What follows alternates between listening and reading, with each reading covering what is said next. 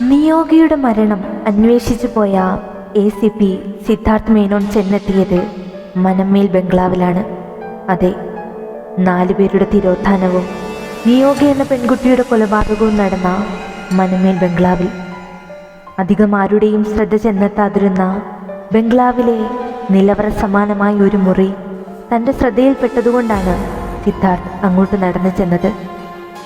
ശക്തമായി ആ വാതിലിൽ ഒന്ന് തള്ളി നോക്കിയെങ്കിലും പുറത്തുനിന്നും അത് പൂട്ടിയിരിക്കുകയായിരുന്നു. 1-2 ആടുകളുടെ സഹായത്തോടെ വാതിൽ വെട്ടിപ്പൊളിച്ചകത്ത് ചെന്ന സിദ്ധാർത്ഥ് കണ്ടത് ഇരുണ്ട ഒരു മുറി.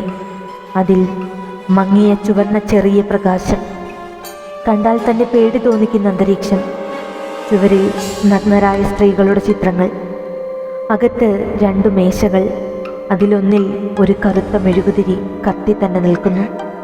മറ്റൊരു മേശയിൽ രക്തം കട്ട പിടിച്ച് ഉണങ്ങിയ നിലയിൽ കണ്ടെത്തി. അടുത്തായി തിരികൾക്ക് നടുവിൽ അറുത്ത ആടിൻ്റെ തലയും ദുരൂഹതകൾ മിന്യമായുന്ന നിയോഗയുടെ കൊലപാതകവും ഭർത്തൃവീട്ടുകാരുടെ തിരോധാനവും. ആരാണ് നിയോഗ? മനമേൽ ബംഗ്ലാവിൽ സിദ്ധാർത്ഥ് കണ്ടെത്തിയ മുറിയിൽ മറഞ്ഞിരിക്കുന്നതിൻ്റെ യാഥാർത്ഥ്യമെന്ത്? നിയോഗയുടെ ഭർത്താവടക്കം മറ്റു 4 പേർ എവിടെ? ആരാണ് നിയോഗയുടെ ഘാതകൻ? അന്വേഷണത്തിൽ നമുക്കും പങ്കാളിയാകാം. കറുത്തച്ഛൻ പുതിയ ഓഡിയോ സീരീസ് ഉടൻ വരുന്നു. Like, share, subscribe.